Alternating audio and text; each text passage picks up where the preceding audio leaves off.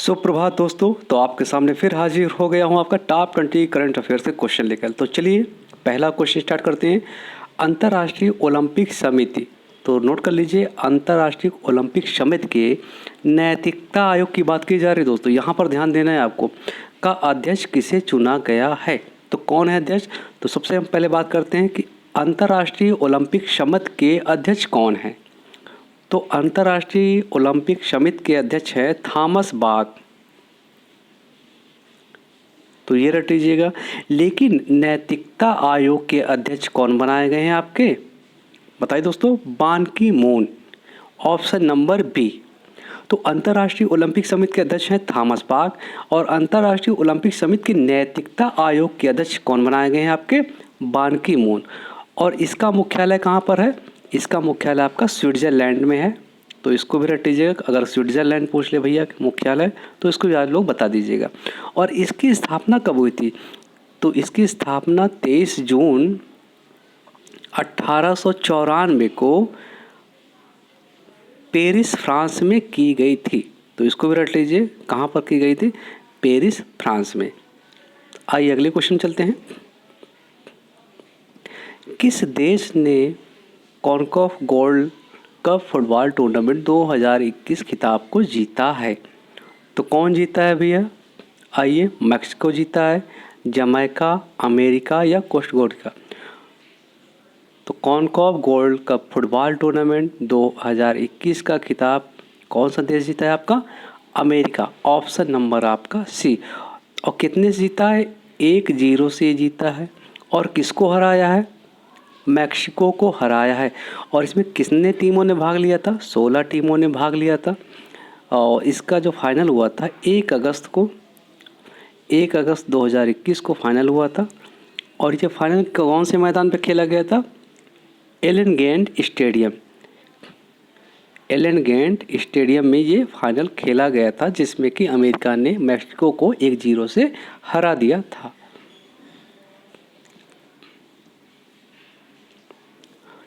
गुजे बेलिडो किस देश के नए प्रधानमंत्री बने हैं?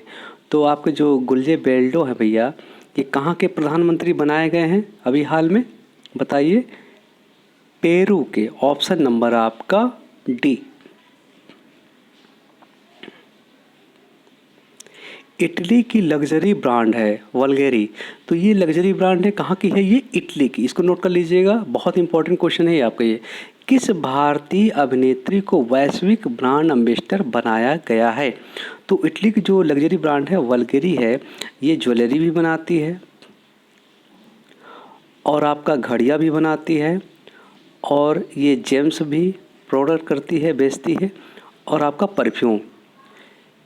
ये 4 बहुत इम्पॉर्टेंट चीज़ बनाती है वल्गेरी। तो इसका ब्रांड एम्बेसडर किसको बनाया है? प्रियंका चोपड़ा को। प्रियंका चोपड़ा को आप जानते ही होंगे, बताने की आवश्यकता नहीं है, अभिनेत्री हैं ये। तो ऑप्शन नंबर आपका बी।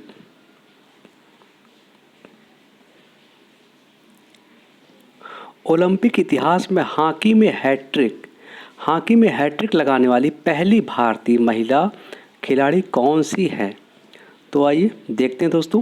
तो अभी हाल ही में आपका ओलंपिक ख़त्म ही हुआ है, तो ओलंपिक में भी भारत ने जीता है पदक। तो इसमें से जो वंदना कटारिया है, ये उत्तराखंड की रहने वाली हैं और इन्होंने हैट्रिक लगाया है और कई बार इन्होंने पदक भी जीते हैं और बहुत सारे इन्होंने गोल किए हैं। तो इसीलिए इनको हैट्रिक गर्ल के नाम से भी जाना जाता है। ये रट लीजिएगा, हैट्रिक गर्ल हम किसको कहते हैं? वंदना कटारिया को कहते हैं। और इन्होंने पहली भारतीय महिला है जो कि ओलंपिक के इतिहास में हैट्रिक लगाया है। किस संस्थान ने दिव्य नयन नामक व्यक्तिगत रीडिंग मशीन विकसित की है? तो ये दिव्यांगों के लिए एक वरदानी साबित हुआ है, नेत्रहीनों के लिए एक ये डिवाइस है, एक मशीन है, जिसे वाईफाई के जरिए कनेक्ट करके या बैटरी लगाकर कनेक्ट करिए, जो दिव्यांगों को पढ़ने में आसानी होगी। जो दिव्यांग होंगे नैनो से, उनको पढ़ने में आसानी होगी। और इसको बनाने में वैज्ञानिकों ने कितने साल लगाया भैया? 13 साल की ये मेहनत है। और किसने इसको तैयार किया है? CSIR, CSIO। तो आपका कौन सा ऑप्शन? ऑप्शन नंबर आपका बी।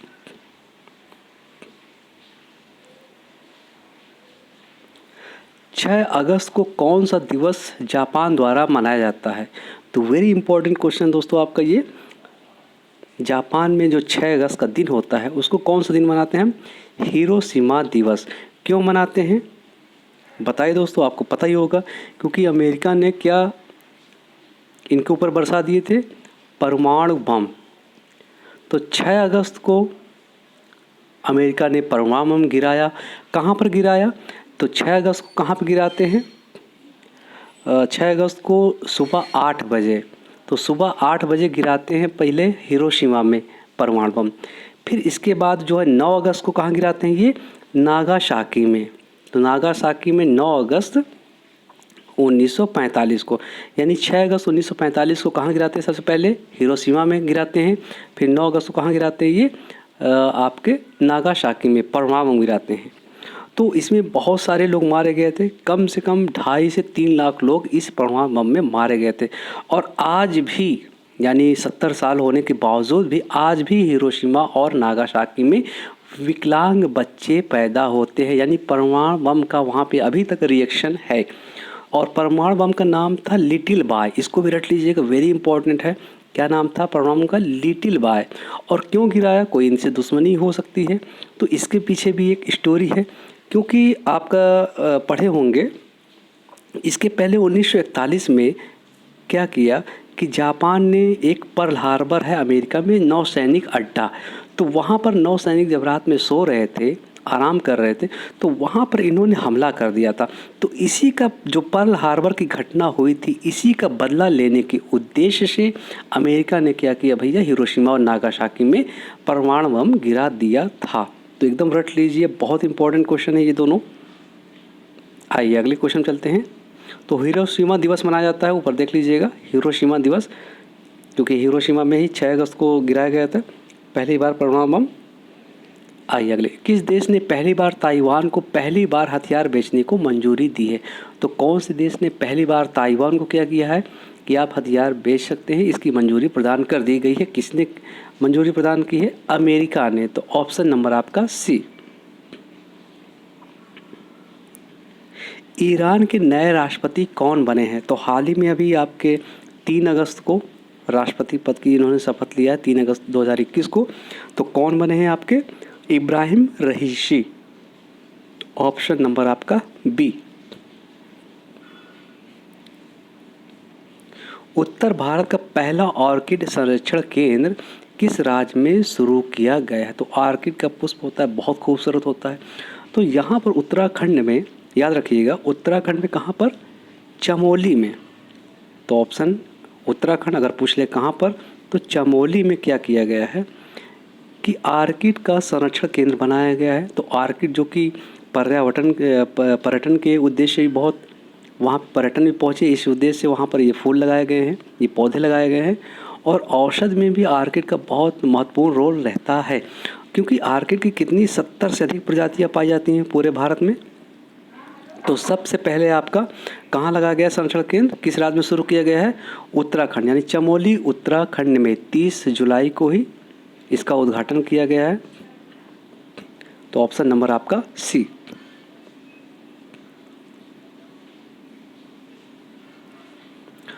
नेल्लियोड वासुदेवन नंबूदिरी का निधन हो गया है। वे क्या थे? तो बताइए दोस्तों, वे क्या थे? तो यक्षगान नर्तक थे। तो यक्षगान कहाँ का नृत्य है भैया? कर्नाटक का, बहुत पूछता है, वेरी इंपॉर्टेंट ये टॉपिक। फिर कथकली कहाँ का है आपका? केरल का है।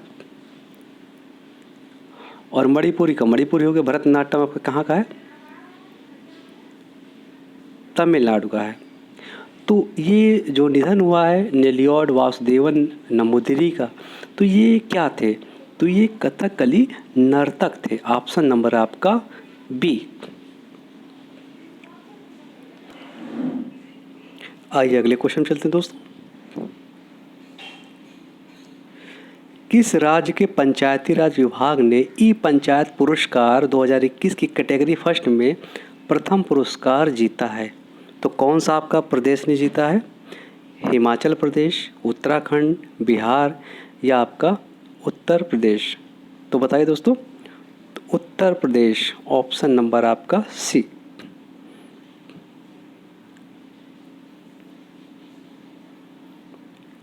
राजीव गांधी खेल रत्न पुरस्कार का नाम बदलकर क्या किया गया है? वेरी इंपॉर्टेंट क्वेश्चन दोस्तों, ये हो सकता है आपको क्वेश्चन मिले। तो अभी हाल ही में मोदी सरकार ने क्या किया है कि राजीव गांधी जो खेल रत्न पुरस्कार नाम था राजीव गांधी के नाम से, उसको किस नाम से कर दिया है? बताइए दोस्तों। मेजर ध्यानचंद खेल रत्न पुरस्कार। और मेजर ध्यानचंद को आप जानते हैं भैया, क्या खेलते थे ये? हॉकी। तो ऐसा हॉकी खेलते थे कि एक बार बर्लिन में जब हुआ था वर्ल्ड कप हॉकी का, तो वहाँ पे इनके स्टिक को तोड़फोड़ भी की गई थी, यानी इनके स्टिक की जांच की गई थी कि स्टिक में कोई चुंबक तो नहीं लगा है, क्योंकि जब इनके स्टिक पे ये बॉल आती थी तो इनसे बॉल दूर ही नहीं हटती थी। इसीलिए इनको हम क्या कहते थे? हॉकी के जादूगर के नाम से भी जानते हैं। और इन्होंने 1000 से अधिक गोल किए टोटल। और ये इलाहाबाद में पैदा होते हैं 29 अगस्त 1905 को। 1905 के इनका जन्मदिन होता है प्रयागराज में, पावन धरती पे। और इसीलिए 29 तारीख को यानी 29 अगस्त को हम कौन सा दिवस मनाते हैं? खेल दिवस के रूप में भी मनाते हैं। तो इसको रट लीजिए। अभी हाल ही में इनका नाम चेंज किया गया है भैया राजीव गांधी का, चूँकि राजीव गांधी कांग्रेस से संबंधित थे और मोदी बीजेपी, आप जानती हैं। तो जो भी हो अपना आपसी मतभेद। तो चलिए ये रट लीजिएगा, बहुत इंपॉर्टेंट क्वेश्चन है ये। तो ऑप्शन नंबर आपका बी। किस केंद्र शासित प्रदेश ने 1 महीने का पानी अभियान शुरू किया है? तो बताइए दोस्तों, हाल ही में अभी 1 महीने का पानी का अभियान 2 चरणों में शुरू किया है लद्दाख ने। Option number B. तो 2 चरणों में शुरू किया है। तो पहला चरण 1 से 14 अगस्त तक चलेगा, यानी स्वच्छ जल आपूर्ति के लिए लोगों को जागरूक करने के लिए ये अभियान चलाया गया है। और दूसरा चरण तो चलाया जाएगा 16 अगस्त से 30 अगस्त तक। तो रट लीजिए। तो लद्दाख में चलाया गया है ये 1 महीने का पानी अभियान।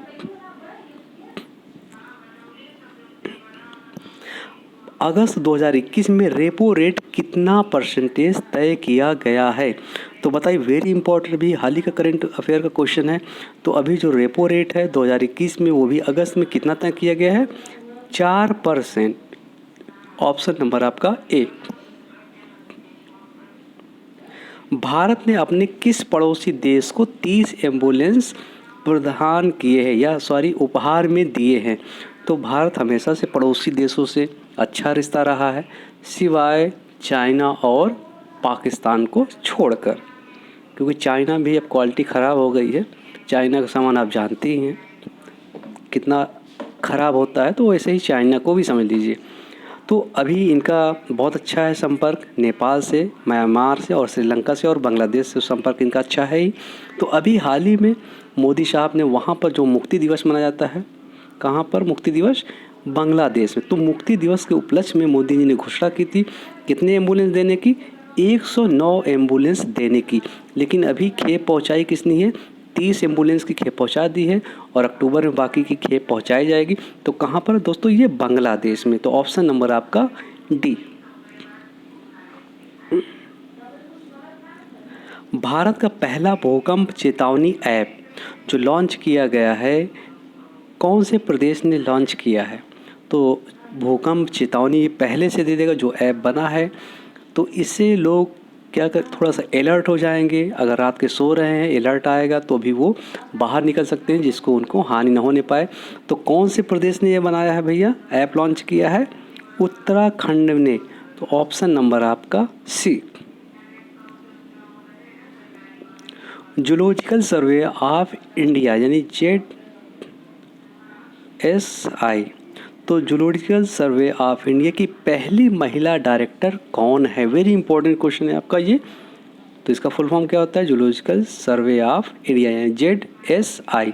तो अभी हाल ही में धरती बनर्जी को बनाया गया है।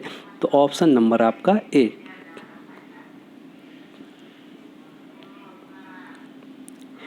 इसरो द्वारा EOS-3 लॉन्च किया जाएगा। तो किसके द्वारा ये लॉन्च किया जाएगा? GSLV F10 के द्वारा लॉन्च किया जाएगा। यानी ऑप्शन नंबर आपका कौन सा? ए। मोटो जीपी के ब्रांड एम्बेसडर बने हैं। तो मोटो जीपी के कौन से ब्रांड एम्बेसडर बनाए गए हैं? आमिर खान को बनाया गया है, जॉन अब्राहम को, ऋतिक रोशन किया, अमिताभ बच्चन को। तो जॉन अब्राहम को जानते हैं भैया, छरेरा बदन है और बॉडी भी इनकी बहुत अच्छी बनी है। आप लोग देखे होंगे मूवी में, ये अच्छे बॉडी के लिए जाने जाते हैं, अपनी फिटनेस के लिए जाने जाते हैं। तो जॉन अब्राहम को क्या बनाया गया है भैया? मोटो जीपी का ब्रांड एम्बेसडर। तो कैसे लगे आपको टॉप 20 क्वेश्चन?